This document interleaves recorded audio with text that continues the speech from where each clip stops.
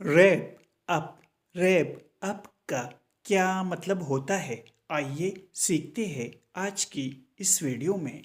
Wrap up का उर्दू मतलब है ख़त्म करना, समेटना, मुकम्मल करना, नतीजा निकालना या लपेट देना।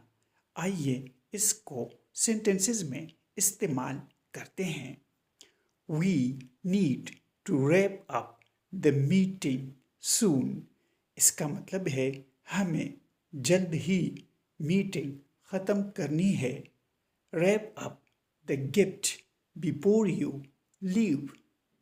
इसका मतलब है जाने से पहले तोहफा लपेट दे। दोस्तों, चैनल को सब्सक्राइब करें और वीडियो को लाइक और शेयर ज़रूर करें।